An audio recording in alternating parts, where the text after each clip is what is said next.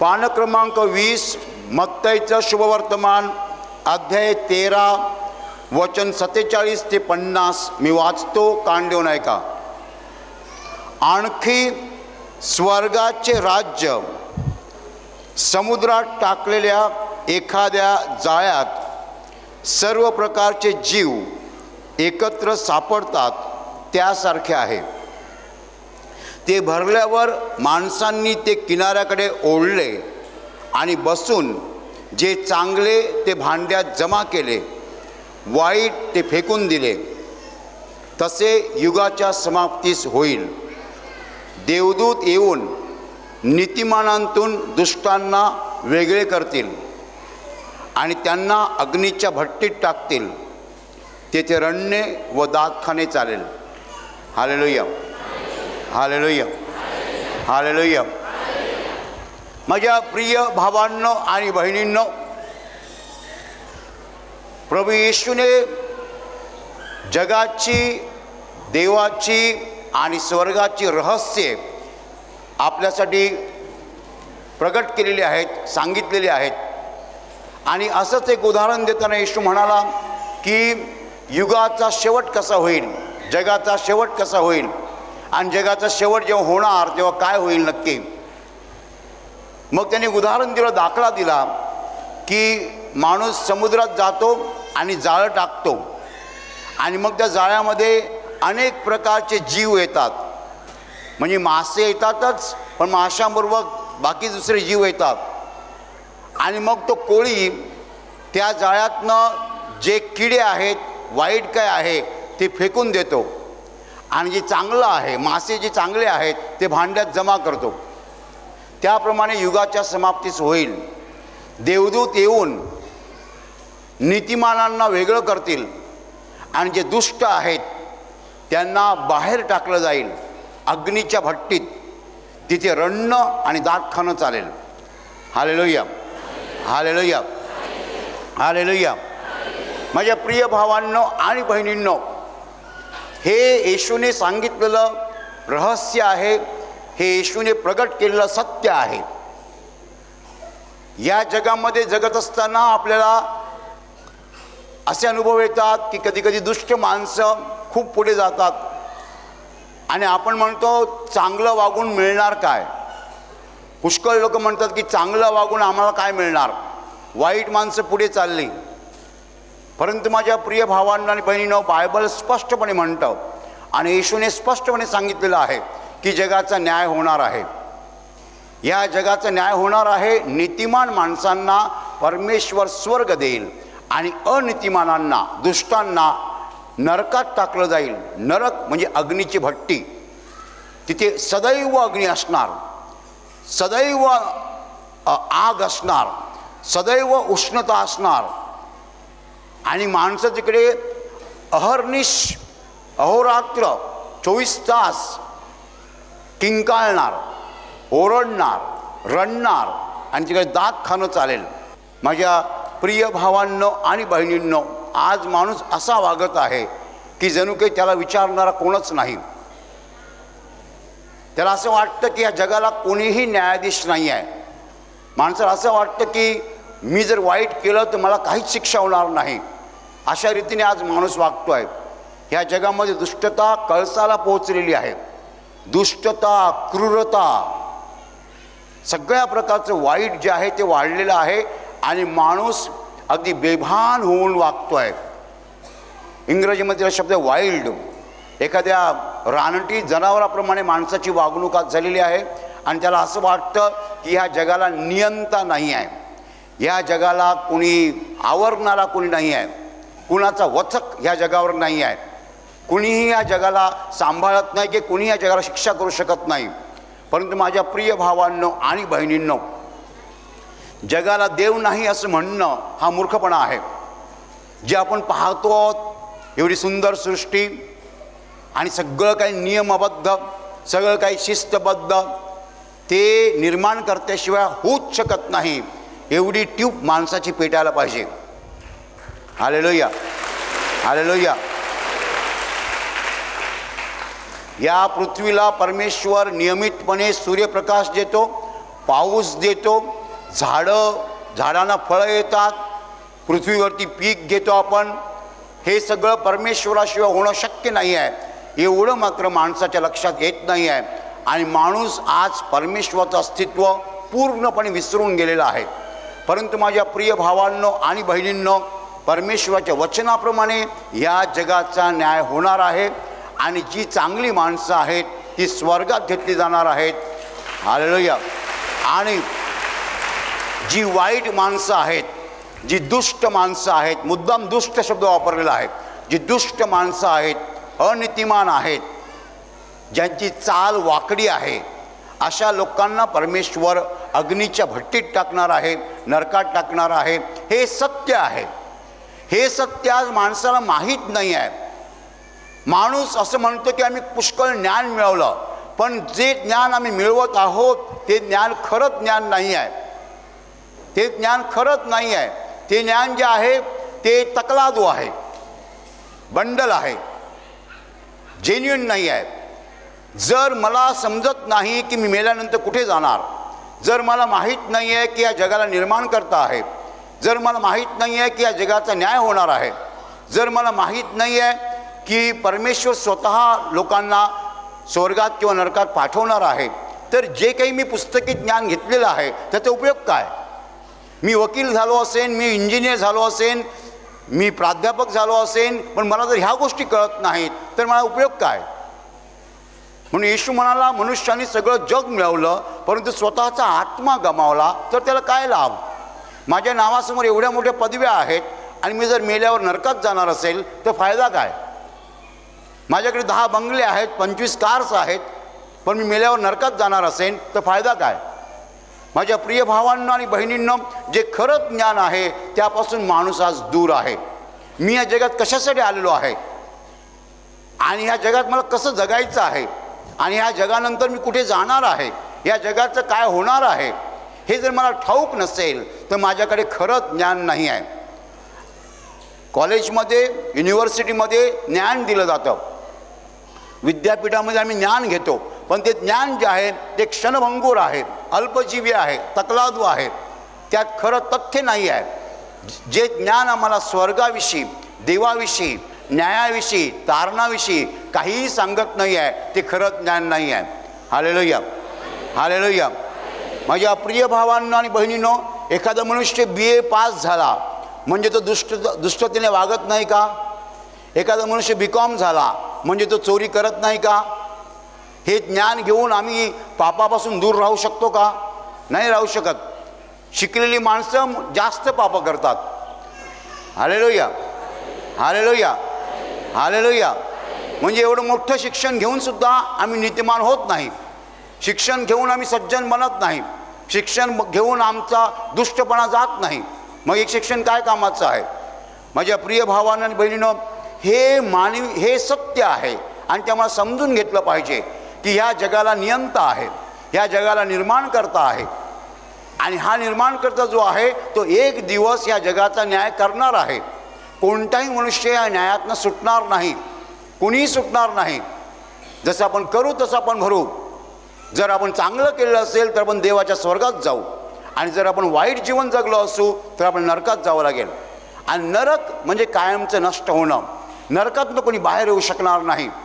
सदा सर्व काळ, सदा सर्व काळ, अनंत काळ, न संपणारा काळ माणूस अग्नीच्या भट्टीत राहणार.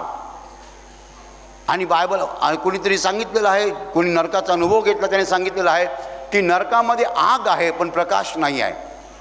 Hallelujah, hallelujah. आग आहे परंतु प्रकाश नाही आहे. अग्नी म्हणजे उष्णता आहे परंतु प्रकाश नाही आहे. तिथे अग्नी दिसतो पण प्रकाश बाहेर पडत नाही, फक्त उष्णता बाहेर पडते. माझ्या प्रिय भावांनो आणि बहिणींनो, आपण कोणत्या प्रकारचं जीवन जगत आहोत ह्याच्यावर आपण चिंतन करण्याची गरज आहे. या जगामध्ये जे काही दुःख आपल्याला येतात त्या दुःखाने आपण सावध होतो का? त्या दुःखाने आपले डोळे उघडतात का? आजार आल्यानंतर आपण चिंतन करतो का की मला आजार का आला, मला आजार का आला, मी आजारी का पडलो? तुमच्या जीवनात संकट आल्यावर तुम्ही विचार करता का हे संकट माझ्या वाट्याला का आलं? तुमची बायको नेहमी आजारी असते, तुम्ही डॉक्टरकडे तिला घेऊन जाता आणि डॉक्टर बिल घेतात, पैसे घेतात, दर महिन्याला तुम्ही बायकोसाठी 10 ते 15,000 रुपये औषधाला संपवता. तुम्ही कधी विचार केला का मला हा खर्च का येतो, हा भुर्दंड मला का सोसावा लागतो? जर तुम्ही विचार केला तर तुम्हाला समजेल की ऑफिसमध्ये तुम्ही लाच घेता, रोजची लाच घेता, टेबलाखालचे वरचे चहा पाणी इकडून घ्यायचे तिकडून भरायचे. Hallelujah, hallelujah.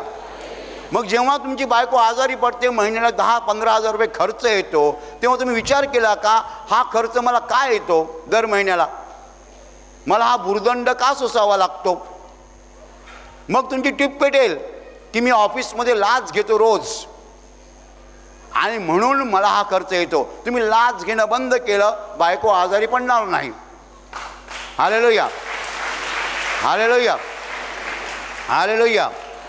माझ्या प्रिय भावांनो आणि बहिणींनो, आपल्यावर जी संकट येतात ती काय येतात, आजार येतात ते काय येतात?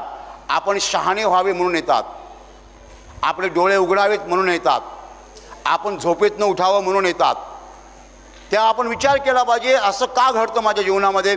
देव मला काहीतरी सांगू इच्छित आहे, देव मला काहीतरी शिकवत आहे आणि मी मार्ग बदलायला पाहिजे, मार्ग बदलायला पाहिजे, रस्ता बदलायला पाहिजे, टर्न व्हायला पाहिजे. Hallelujah, hallelujah, hallelujah. देवाचा उद्देश काय आहे? देवाचा उद्देश हाच आहे की आपण मार्ग बदलावा आणि एक दिवस देवाने आपल्याला स्वर्गात घ्यावं. हालेलुया.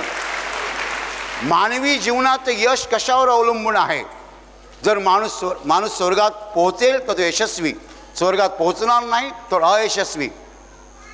आपण असं जीवन जगावं की एक दिवस देवाने आपल्याला स्वर्गात घ्यावं. आणि त्यासाठी देव काय करतो? देव आपल्याला चिमटे घेतो.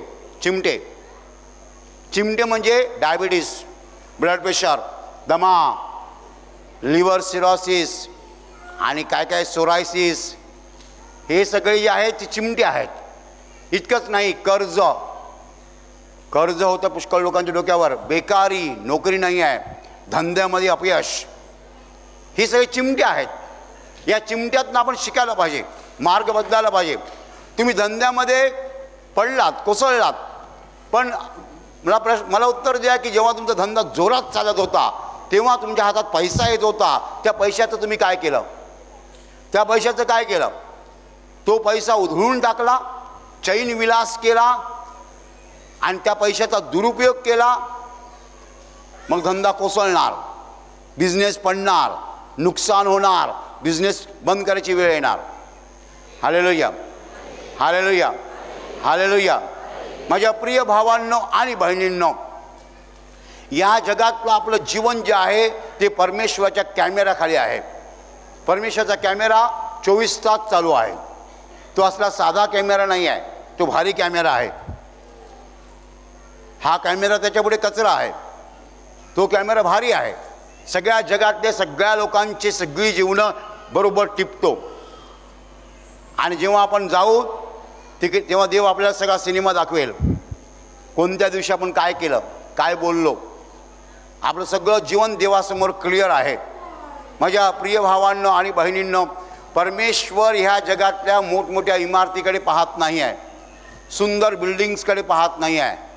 परमेश्वर ह्या जगातल्या तुमच्या कारकडे पाहत नाही आहे, विमानाकडे पाहत नाही, मोबाईलकडे पाहत नाही, लॅपटॉपकडे पाहत नाही. या गोष्टी देवाच्या दृष्टीने कचरा आहेत. देव आपल्या हृदयाकडे पाहतो. हालेलुया. देवाला बाकी कशातही इंटरेस्ट नाही, देवाला फक्त मानवी हृदयामध्ये इंटरेस्ट आहे. हे चांगलं तर जग चांगलं. हालेलुया. आणि आपण सगळं स्वच्छ ठेवतो, सगळं स्वच्छ ठेवतो, पण एक गोष्ट स्वच्छ करत नाही.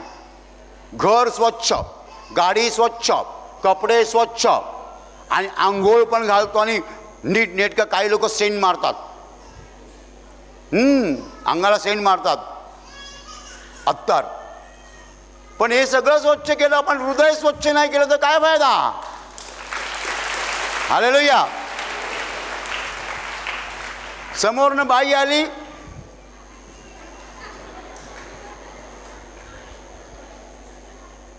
म्हणजे काय घाणेरडा आहे हे, घाणेरडा आहे. साडी असेल, साडीवरती अत्तर असेल, अत्तराचा वास असेल, पण तिला बघितलं असं जर केलं तर इकडे घाण आहे. साडी सुंदर नेसणं सोपं आहे, पावडर लावणं सोपं आहे, लिपस्टिक लावणं सोपं आहे, अत्तर लावणं सोपं आहे, पण हे साफ करणं कठीण आहे. Hallelujah, hallelujah.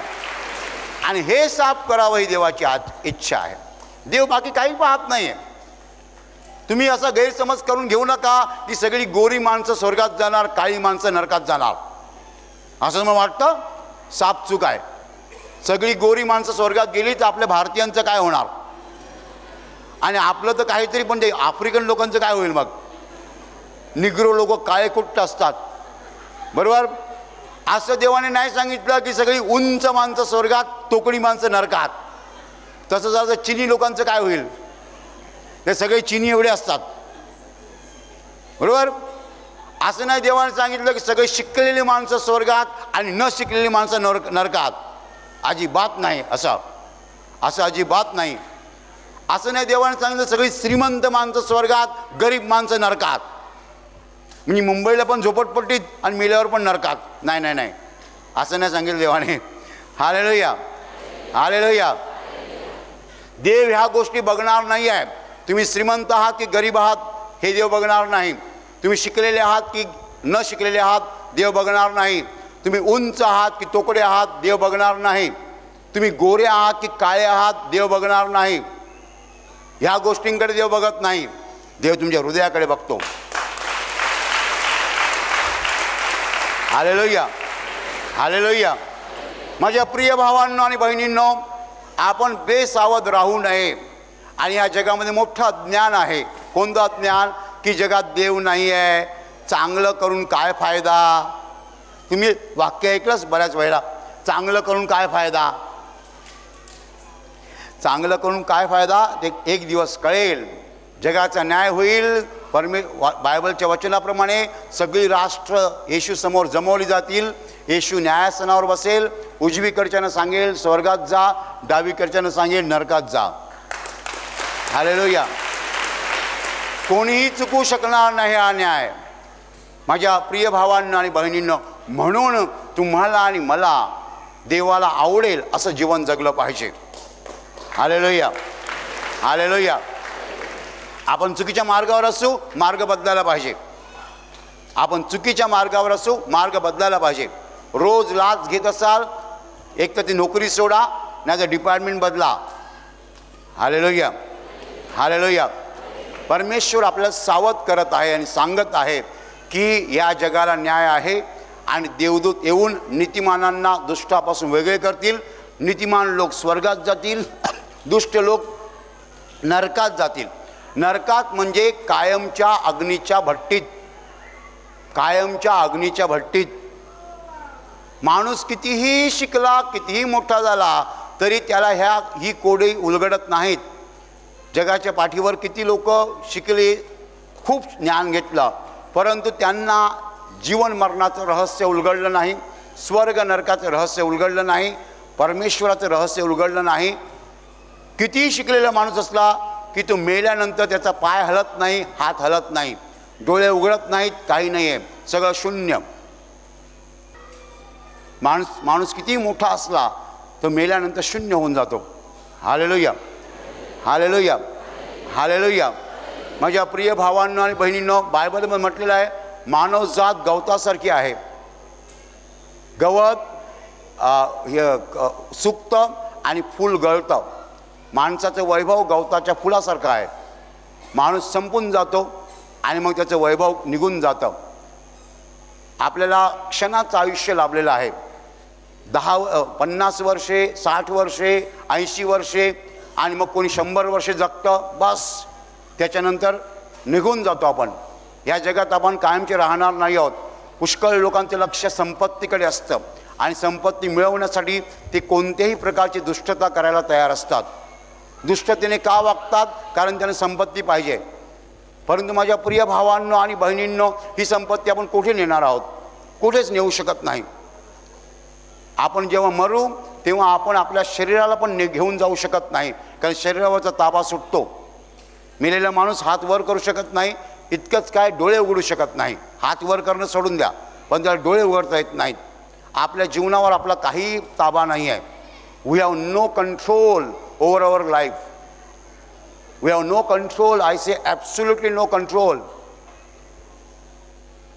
ज्यांना पक्षघाताचा झटका आला अशा पुष्कळ लोकांना मी भेटलो आणि बोललो. मी त्यांना विचारलं पक्षघाताचा झटका आला कसा? तेव्हा त्यांनी सांगितलं, एकाने मला सांगितलं, मी रात्री झोपलो होतो, सकाळी उठलो, हात वर करायला जातो, हात वर होत नाही आहे, हात वर होत नाही आहे, पाय हलत नाही आहे. रात्री झोपलो तेव्हा बरा होतो, रात्री झोपलो सकाळी उठायला जातो, हात वर होत नाही आहे, पाय वर होत नाही आहे. मी ताकद लावतो, काही होत नाही आहे. म्हणजे काय झालं? तेव्हा मला कळलं की मला पक्षघाताचा झटका आलेला आहे. रात्रीपर्यंत हात वर होत होता, पाय वर होत होता, उठताना काहीच नाही आहे. पक्षघाताचा झटका ज्यांना येतो त्यांची मुलाखत घ्या. त्यांना हात त्यांचा दिसतो पण हलवू शकत नाहीत, पाय त्यांना दिसतो हलवू शकत नाहीत. माणसाला आपल्या शरीरावर काही नियंत्रण नाही आहे, जीवनावर काही नियंत्रण नाही आहे. आपण परमेश्वराच्या हातची बाहुले आहोत आणि म्हणून आपण हे सत्य समजून घेतलं पाहिजे. डोळे उघडले पाहिजेत, आपण जागं झालं पाहिजे. वर्ष निघून जातात. 25 वर्षाच्या तरुणाला वाटतं की मी काय करू आणि काय नाही. बरोबर? आपण काय म्हणतो? याच्या अंगात रक्त सळसळतं आहे. हां, 25 वर्षाचा तरुण कसं चालतो? शर्टची वरची बटणं उघडी, बरं, शर्टचं वरचं बटन उघडा, काळा वावळ. आज आपण चमकतो, नंतर मावळतो. मानवी जीवन अतिशय क्षणाचं आहे. वर्ष पटापट निघून जातात. 1981 साली मी कॉलेजला लेक्चरर झालो, तेव्हा माझं वय 21 वर्ष होतं. आणि मी 21 वर्ष होतो, मला एवढा गर्व होता. मी सगळ्यांना सांगायचो की मी कमी वयामध्ये प्रोफेसर झालो, लेक्चरर झालो. आणि हळूहळू मी तिथे लेक्चरर झाल्यानंतर 15 वर्षांनी मी एक दिवस मुलांना सांगितलं की मी I am the youngest lecturer, मी सगळ्यात तरुण लेक्चरर आहे. मुलं म्हणतात सर चुकीचं आहे, तुमच्यानंतर जॉईन झालेले आहेत ते तरुण आहेत. हां, मी विसरलो. म्हटलं आता मी 36 वर्षाचा झालो, मी विसरलो. मला वाटलं अजून मी 21 वर्षाचा आहे. Hallelujah, hallelujah, hallelujah. वर्ष पटापट निघून जातात आणि माणूस तारुण्यातनं वार्धक्याकडे जातो, म्हातारपणाकडे जातो. आणि मग आपलं उमजतं की आपली वेळ जवळ आलेली आहे, आपला प्रवास संपलेला आहे, चर्चगेट स्टेशन जवळ आलेलं आहे. बोरिवली, अंधेरी, वा. पण एकदा बॉम्बे सेंट्रल पार झालं की आपल्याला आपली बॅग कुठे आहे? हां, बॉम्बे सेंट्रल पार झाल्यानंतर माणूस बॅग शोधतो, लवकरच चर्चगेट येणार आहे. माझ्या प्रिय भावांना आणि बहिणींनो, वर्ष पटापट निघून जातात. माणूस आपल्या गुरमीत असतो. कशात असतो? गुरमीत असतो. मला कोण काय करणार, मला काय बोलणार. एखाद्या बाईला सांगू नका, काय ग सगळ्या मुलीच का? किती मुली? 5 मुली. काय ग सगळ्या मुलीच का? बाबा बाबा बाबा बाबा बाबा असं बोलू नका. तुमच्या मुलीला सगळ्या मुलीच होतील मग. हालेलुया. बरोबर? म्हणून आजकाल मी कोणालाही सांगत नाही टक्कल पडलं तर. मी घाबरतो. कोणाला सांगितलं काय टक्कल पडलं का, माझे केस सांभाळ, नको नको नको. मी जेव्हा आरशात बघतो, माझे केस बघतो, देवाचे आभार मानतो, आहेत डोक्यावर आहेत केस. कोणालाही बोलू नका काय टक्कल पडला. टक्कल पडलं बोललं की तुमचं पडलं म्हणून समजा. हां, कधी बोलू नका टक्कल. कोणाला सांगू नका हिच्या मुली सगळ्या काळ्या, हिच्या मुली सगळ्या काळ्या. बाबा बाबा बाबा बाबा, तुमच्या मुली झाल्या असतील तर आता मुलींच्या मुली काळ्या निघतील. बरोबर? माझ्या प्रिय भावांना आणि बहिणींना मी काय सांगतो आहे की जगाला निर्माण करता आहे, तो झोपलेला नाही आहे, तो जागा आहे, तो नियंता आहे, त्याचा फुल कंट्रोल आहे. हालेलुया. पूर्ण कंट्रोल आहे, 100% कंट्रोल. हे जग अमेरिकेचा अध्यक्ष चालवत नाही आहे, हे जग रशियाचा अध्यक्ष चालवत नाही आहे, हे जग कोणताही माणूस चालवत नाही आहे. ह्या जगाला नियंता आहे, ह्या जगाला निर्माणकर्ता आहे, या जगाला रखवालदार आहे, ह्या जगाला वाली आहे, कैवारी आहे आणि तो परमेश्वर आहे आणि त्याचा कॅमेरा 24 तास चालू आहे. Hallelujah, hallelujah. आपण सगळ्यांनी सावधानतेने जगलं पाहिजे, आपण सगळ्यांनी दक्षतेने जगलं पाहिजे. चूक करू देता कामा नये, सावध राहिलं पाहिजे आणि चूक झाली, अपराध झाला तर देवाकडे क्षमा मागायला पाहिजे. हालेलुया. आपण चुकल्यावर हात जोडून देवाकडे क्षमा मागायला पाहिजे. परंतु माझ्या प्रिय भावांना आणि बहिणींनो, बेसावध जीवन जगू नका. बेसावधानतेचं फळ काय आहे? नरकात जाणं. पुष्कळ लोकांना असं वाटतं आम्हाला कोणी पाहत नाही, आम्ही काही करू शकतो. नाही, कोणी काही करू शकत नाही. निर्माणकर्ता आणि नियंता जिवंत आहे. Hallelujah, hallelujah. म्हणून काही लोक म्हणतात ना, ते खरं आहे, 50 पर्यंत पाप करा, 50 नंतर पाप भोगा. बरोबर? 50 पर्यंत आणि 50 नंतर ऐक ऐक. कोणीही देवाच्या न्यायातून सुटणार नाही. हालेलुया. कुणीही देवाच्या न्यायातून सुटणार नाही. देवाचं नियंत्रण गेलेलं नाही आहे, देवाचा ताबा पूर्ण आहे जगावर. आणि म्हणून आपण सावधानतेने वागलं पाहिजे, नीट वागलं पाहिजे, देवाचे नियम पाळले पाहिजेत, देवाच्या आज्ञा पाळल्या पाहिजेत. आपल्याला देवाच्या स्वर्गात पोहोचायचं आहे, आपल्याला देवाच्या मर्जीत राहायचं आहे. देवाची मर्जी आपल्यावर असली पाहिजे. देवाला आवडेल असं आपण जीवन जगायचं आहे. देवाच्या पसंतीस आपण उतरायला पाहिजे. त्यासाठी आपण नेहमी प्रयत्न केले पाहिजेत. नीतिमानांना दुष्टापासून वेगळं करण्यात येईल, दुष्टांना अग्नीच्या भट्टीत टाकण्यात येईल, नीतिमान स्वर्गात जातील. Hallelujah, hallelujah, hallelujah. आणि आता मी तुमच्यासाठी प्रार्थना करत आहे. तुमचे डोळे मिठा आणि तुमच्या शरीराच्या ज्या भागाला आजार आहे त्या भागावर हात ठेवा. विश्वासाने हात ठेवा. प्रभू येशू स्वतः तुम्हाला स्पर्श करेल आणि एका क्षणात तुमचा आजार नाहीसा करेल. तुमच्या शरीरातील प्रत्येक आजार प्रभू येशूच्या पवित्र नावात नष्ट हो. तुमच्या जीवनातील प्रत्येक दुःख प्रभू येशूच्या पवित्र नावात नष्ट हो. आणि तुमच्यावर आणि तुमच्या कुटुंबावर प्रभू येशूचे महान आशीर्वाद होत.